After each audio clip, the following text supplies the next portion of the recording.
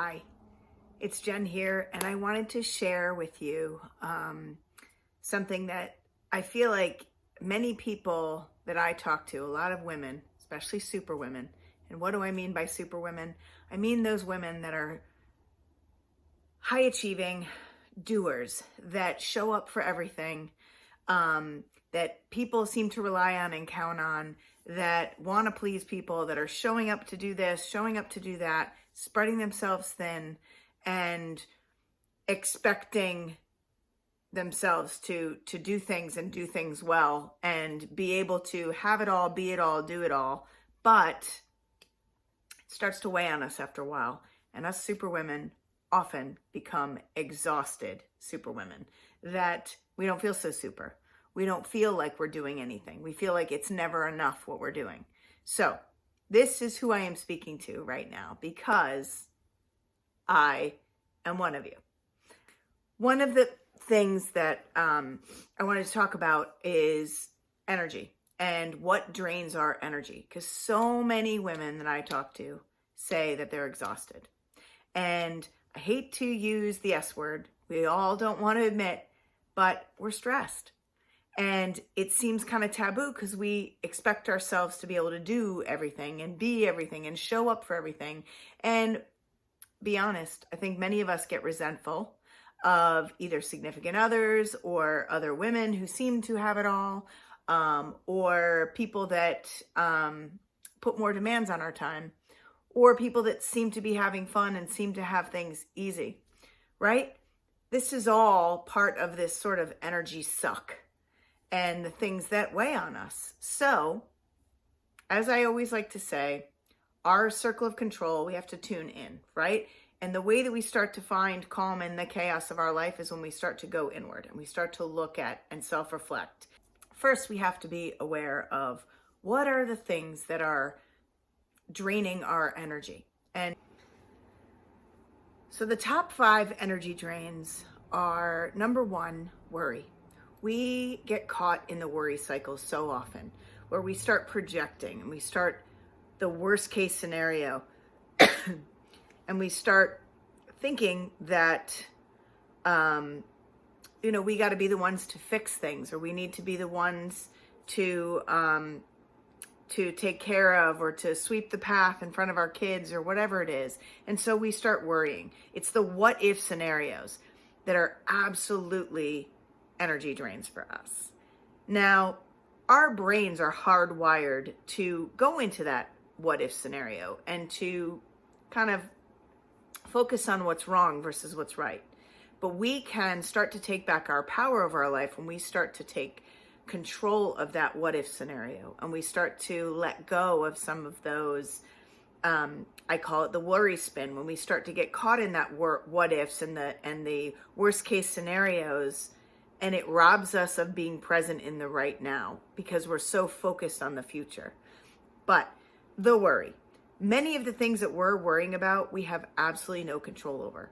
Or we're bringing attention to something, the coulds, the possibilities, when it's not happening. So the only thing we can control is the right here, right now. So worry, energy drain. If we can start to release some of that worry, start to let go of some of that, all of a sudden we start to reclaim some of our energy. Second is people pleasing. We think that we are the hosts of happiness and we have to make everybody happy and that we're responsible for other people's happiness. Guess what? We're not. You can only make yourself happy. You cannot make other people happy.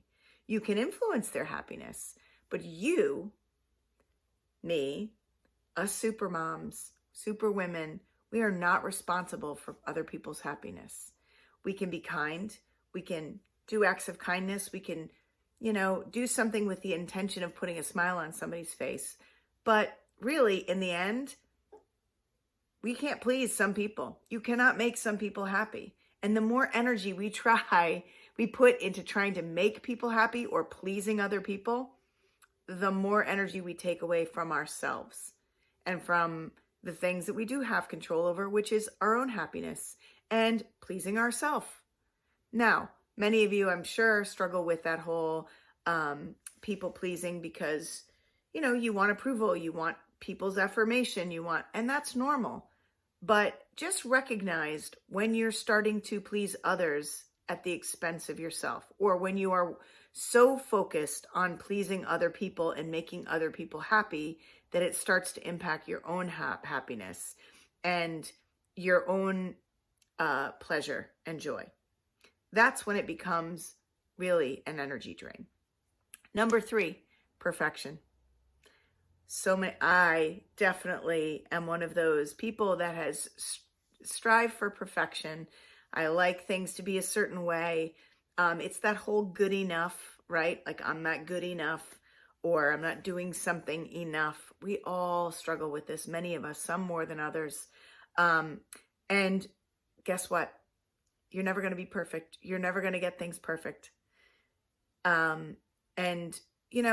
I used to spend a lot of time trying to make sure that everything was a certain way, that I have the dishes all done and the house is the certain way, and, all my kids' laundry is done and put away and blah, blah, blah. And I learned that when I started to let go of that need for perfection, and I started to allow myself to be messy and to be not put together, or to not, I used to have to bake all the cupcakes for school, or bake this or bake that. And you know what? Sometimes I buy my muffins. Sometimes I let the meal be not perfectly balanced and wonderful. And that took a long time for me to let go of everything needing to be a certain way, needing to be perfect, needing to be balanced, and needing to have this, that, and that. And also to let go when I didn't get it perfect, and I would start to bash myself and get angry at myself for messing up, or for not having something completely done exactly the way I wanted it to be done, or to mess up and to fail at something, or to drop a ball. That's like letting go of the perfection and recognizing, you know what? I'm going to make mistakes sometimes, and that's okay. Because when we make mistakes, we learn from them, we grow from them. So sometimes we have to embrace our imperfection. We are human beings. We are not robots. We are not machines. Even a thing is control. So much of our time and energy is spent trying to control what things look like, how things are, the plan, the way things are going to unfold in our lives. We try to control for uncertainty, because we don't like being uncomfortable. We don't like things being uncertain. So we try to control things. But here's the key. Many times we're trying to control things that we really don't have control over. And that's what's exhausting. Think about it, when you're driving someplace and you have that tight grip of control because maybe the car's slipping, or there's ice, or it's raining outside and you're slipping, and you have that tight grip of control, right? To try to control the vehicle. Now, obviously we want to control the vehicle, but think about that in life. When things happen and we're fighting to resist what's happening because we're trying to control what's happening, that's what drains our energy. So when we can start to let go a little bit of that tight grip of control, and we start to trust that whatever happens, we're going to be okay, then we can start to reclaim some of our energy. And then finally, so many of us are distracted. And when we're distracted, and we think we're multitasking, but we're distracted because we're trying to focus on one thing, but we're allowing something else to come in, or popcorn thoughts, or we're having multiple demands on our time and attention. Or let's face it, some people, we don't want to be still, because when we're still, we start thinking, and we don't always like those thoughts. So we distract ourselves and we keep ourselves busy all the time, right? Those are things that will drain our energy, because we don't allow ourselves to kind of just reset. We don't give ourselves permission to pause. We don't give ourselves permission to just kind of get still for a second so we can focus. Instead, we allow ourselves to be bombarded by multiple different things and distractions, and that creates an energy drain. So all of these things, if any of this resonates with you, then I encourage you to let's connect. Let's hop on a connection call, and let's discuss, like, where are you? Where do you want to be? And what are these things that are draining? Maybe you're not even aware of what the energy drains are, but you know that you're exhausted and that you can't keep going the way you're going because you're going to burn out. I got you. I was you, and I was able to turn it around. And guess what? I still have moments where I'm going, and feeling myself get drained, but now I have the awareness and I know how to balance myself, and I know how to connect to what it is that I need in this moment. And sometimes that's for me to not put my energy anywhere but here. Be well, everyone.